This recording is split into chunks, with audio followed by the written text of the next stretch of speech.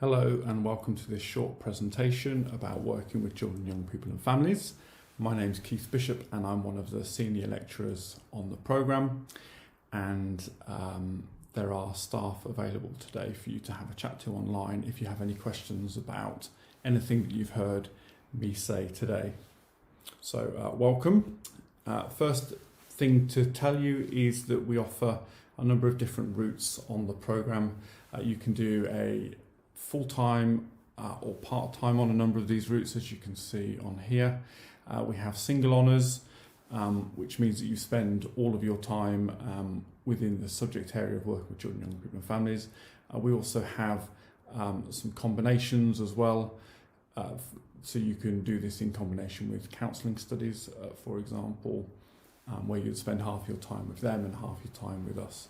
So do have a look at that. Again, do have a chat with my colleagues today. They can explain that to you in more detail. You'll see there a lovely picture of Terry, one of my colleagues, who looks like he's intently explaining something to students there. Okay, so a few things just to highlight about the programme itself. Why is it so special? What's so interesting about studying at Newman? I think the first thing to say is that not only are you taught by academically qualified staff, but you're also taught by staff with a wealth of experience in the real world.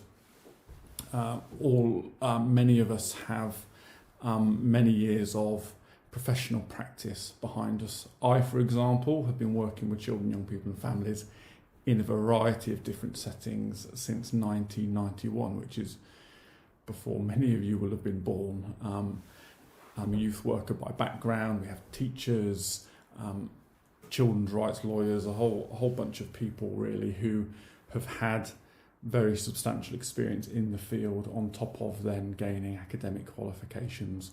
So when we're talking about theories, ideas and concepts within the lectures, then what we like to use the word is applied. So how does that really apply in real life? What does that mean when you're working in a classroom on a wet Thursday afternoon? How does this apply to real life?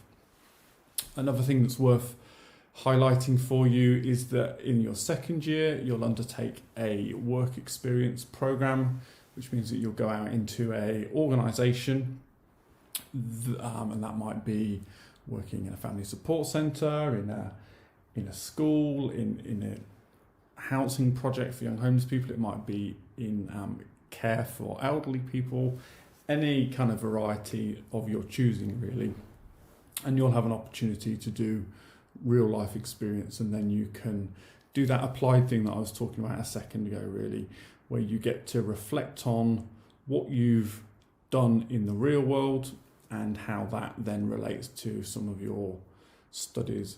What you will discover is that having the degree and the experience is really going to kind of make you stand out from others. And then another thing that you might just need to be aware of is that we do interactive teaching. This programme, this presentation I'm giving to you now isn't particularly interactive. But we really do like to hear your voice, your opinions and your experiences. They are genuinely valued by us. We do believe that they really add to it.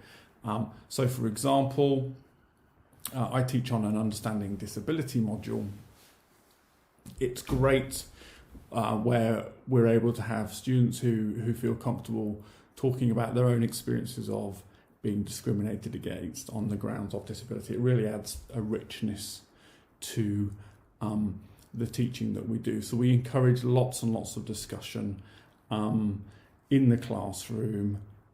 A lot of what we do is discussion based, where we might raise a question for you to then discuss in small groups and then to feedback, just to really unpick what it is you really think about that. So we try our very best to make it as interactive as possible, and that inevitably then makes it more interesting. You won't be in a large lecture theatre for hours on end just passively listening to us talk to you. We do want to hear your views on particular subjects. the course aims to do a variety of things, really, but fundamentally what we want to do is introduce you to the skills that you'll need to become an effective practitioner. That applied word again. So we're really wanting to encourage people to think what is an effective practitioner, and in whatever form of practice that might be, whether it's that you go into social work or you go into teaching or working in prisons as a prison educator, whatever it is. What is it that you need in order to become that effective practitioner? And also, we want you to become a thoughtful and reflective practitioner, someone who thinks carefully about what they do and who thinks carefully about what they've done. So when they go into a situation, they're always trying to understand what's their role in this place, what's happening here, what's going on, how am I behaving in particular ways that's influencing the dynamic within this room? And then reflecting afterwards as well, what might I have done differently? How do my actions contribute to, for example, the discrimination that someone who has a disability experiences, those kind of things. We really want you to become that reflective practitioner. We want you to engage sympathetically with local communities. Kind of goes without saying, really, but we don't want you to be the sort of practitioner that goes with a pair of heavy boots and kind of crashing into the lives of individuals and families within the community. We want you to be sensitive and sympathetic to the needs of people, and also we want you to understand the importance of human rights, equality of opportunity in the delivery of services for children, young people and families. A fundamental part of the programme, and you'll see as I outline the programme shortly, is this question of human rights and equality of opportunity. They really are themes that run throughout our programme, so that we as practitioners can do all we can to address systemic inequality and also to think about our own values and how they impact on people who don't have the same opportunities that we might have ourselves. Leading on to that then, so our vision for our graduates, what do we hope that they'll be? We hope that they'll have a passion and commitment for working in partnership with children, young people and families. Passion and commitment's really important. Sometimes that's possibly something that can't be taught, but we want to kind of encourage you to reflect on what really makes you passionate. What is it that kind of gets you going? And just think carefully about that. And also we want you to develop that passion for working in partnership with children, young people and families. The programme has this title, which is quite a long one, and often the word "with" is one that is typically forgotten. But working with children, young people and families is important. So we're not working on them, we're not working to them or for them, we're actually working with them. So there's a sense of us working in partnership with them, that we're doing it together. And we spend a lot of time talking about our roles as professionals as we work sensitively with people. We want you to be independent, reflective, innovative and articulate as you advocate for children, young people and families. That question of advocacy is really important. Often we work with children and young people who haven't got a voice, who are silenced, who don't get listened to. Well, how are you as practitioners going to be their voice? And how are you going to do that in innovative ways? How are you going to do it in an articulate way that enables your voice to be heard so that young people's voices can be heard? We want you to have significant knowledge and understanding of theory, research, policy and practice. It is a university degree, so there is a considerable amount of time thinking about that. So theory in terms of explaining why do things happen, why are these things happening the way that they happen. We're going to introduce you to all sorts of different theories and ideas and critical thinkers as they reflect on how society is shaped and structured. We're going to introduce you to lots of research that's been done And throughout the programme, we're going to then sort of prepare you for becoming researchers yourself. We're going to look at policy. What is policy? Who does it benefit? Who makes policy?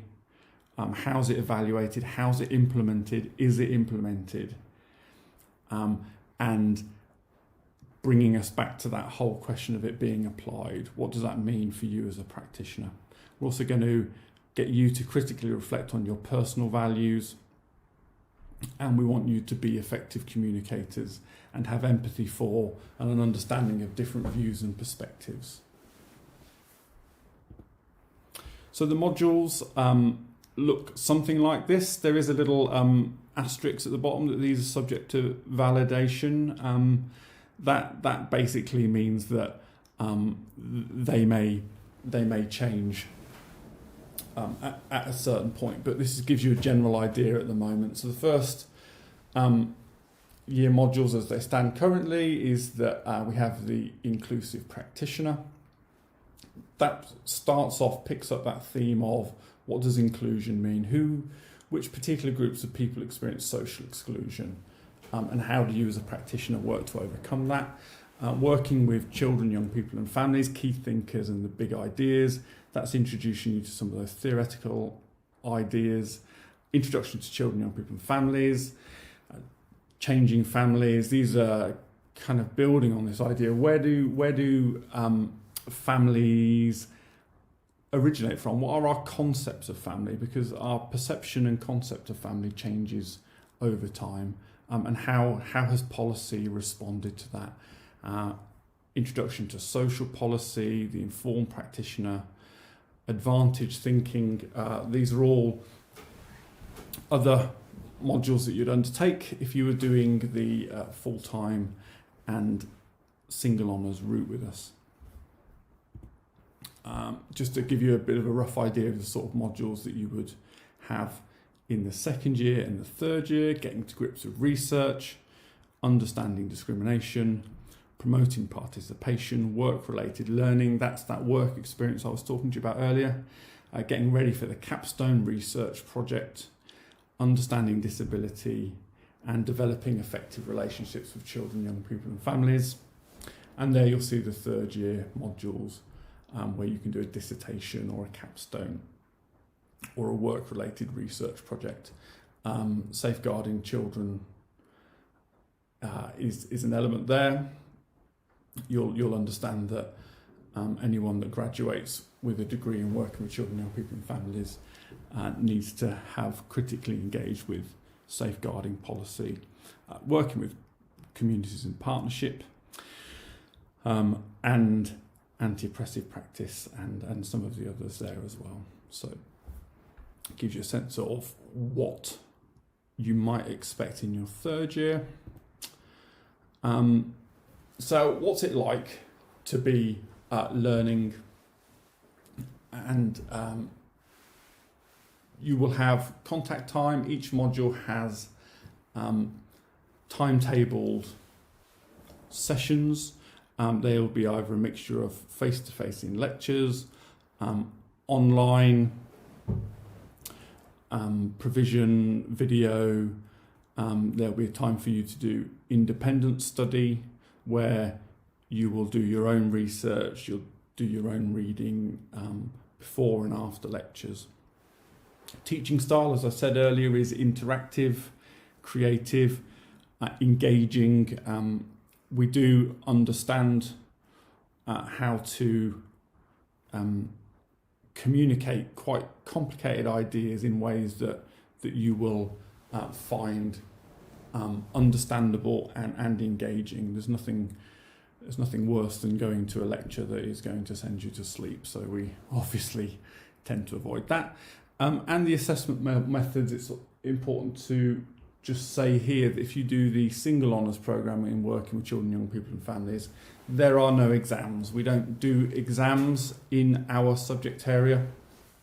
The assessments that we do are a variety of written pieces. You might have essays, there might be individual presentations, there might be discussion groups, there might be posters, you might have to make a resource for practice. There's a whole variety of different assessment methods for each different module that you will be undertaking. But as I said, there are no exams in our particular subject area. And the sort of support that you can expect, there is a team of staff who work in the academic and pastoral support. They're there to give you guidance on academic writing, study skills, right through to support for students who have particular learning needs or a disability, and they will be able to offer you additional support and point you in the direction of where you can get additional support for. We also have pastoral support in terms of we have a mental health team, we have chaplaincy. So there's a whole bunch of people within the institution who are in place, geared up to support you, because we know that going to university is a big step, and for many it can be quite overwhelming. So we do really try our best to kind of put the support in place for you. In terms of employability and careers, we have an employability team. You having the skills and being equipped, being that kind of thoughtful, compassionate, articulate, reflective practitioner is going to help your employability anyway, as is the work experience. So there's lots of opportunity for you to do employability workshops, etc. And also further study. Many of our students go on to do postgraduate study. They might do postgraduate masters in social work. Many students will go on to do postgraduate certificates in education. So there's a whole variety of further study, and we also do provide further study ourselves, so you can have a chat with us if that's something that interests you. And then just onto the extracurricular activity.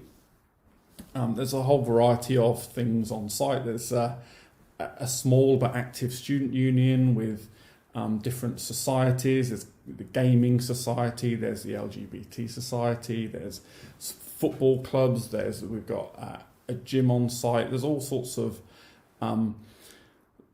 activities that go on within the campus throughout the week. So students are encouraged to kind of get involved in those as part of university life. These are just a few quotes from what a couple of our students have said. Here, one from Sophie and one from Tanika. Both students I've had the privilege of teaching for their time with us. I enjoy going to all the lectures and listening to the debates. I'm very thankful and enjoy being here. All of the staff are very helpful and approachable, but still professional. I've been to many of the members of staff with pages of questions, and they have not at any point made me feel uncomfortable, but spoke things through with me for as long as I needed. That's just really wonderful to hear, actually, from Sophie. We do believe, we have a philosophy that if we've told you something and you don't understand it, that's not on you, that's not your fault, it's because we've not made ourselves clear enough. So we're more than happy to spend time with you talking things through. If there's stuff you don't understand, we're more than happy to talk to you about it. Tanika said the course has more than exceeded my expectations. I've really enjoyed every year and every aspect of my course. It's challenged my thinking and I've truly loved it. My lecturers were helpful in tutorials and assignment guidance. I also appreciated that if I was struggling, you could speak to lecturers freely without judgment. And again, that kind of echoes something of what Sophie said there. We do genuinely care. We are genuinely committed to seeing students go through to achieve so that they can become those compassionate, thoughtful practitioners for the future. And we will go out of our way in order to do that. Just finally, really, these are the sort of things that you can do with a degree in working with children, young people and families. This is by no means an extensive list. This is just a few things that some of our students have gone on to do. So they've gone on to do pastoral roles in schools and education, family support work within social care, that's both children's and adult social care. They've done community support roles, as I said. Some students go on to do postgraduate training in social work or teaching. Number of students go on to do mental health support work. And also students go on and do elderly care, which under the current circumstances with the current COVID-19 crisis is a quite a significant area of public policy and public interest. So just finally, this is a picture of Claire. Claire's the head of subject, and if you've got any questions about anything that you've heard today, do feel free to contact Claire. I would suggest that currently you do that through the email c.monk@newman.ac.uk, because we're working remotely at the moment because of the coronavirus. She's not going to be able to answer her telephone extension, so do drop her an email. She's great at getting back to people, very helpful at answering people's questions. So you can either ask questions to my colleagues today who are online for you, or if at the end of the day you think, oh flip, I wish I'd have asked that, then do feel free to get in touch with Claire. And then just finally, there are a couple of useful contacts here for you to have if you need to speak to someone about accommodation. If you want to speak to people in admissions, they're going to be there on hand as well today to talk to you if you're unsure about whether or not you've meet the entry requirements, what you need to do, conditional offers, unconditional offers, all of those kind of things. If you're unsure about any of those, then you can ask today, but also you can contact them on the email address. Again, I would suggest just the email address currently, or you can click on through to the website links. Student support are there, and also student finance. They're there to help you kind of navigate the world of student loans, etc. So do make the most of them today. I hope this has been a useful short presentation, and hopefully the rest of the day and all the things that are available to you should help you to make some really informed choices about whether or not Newman is going to be your home for the next couple of years, and in particular whether or not the Working with Children and Young People programme is going to be the subject that you choose. So thanks ever so much for listening, and perhaps maybe I'll get to welcome you in a lecture in the near future. Okay, thanks ever so much.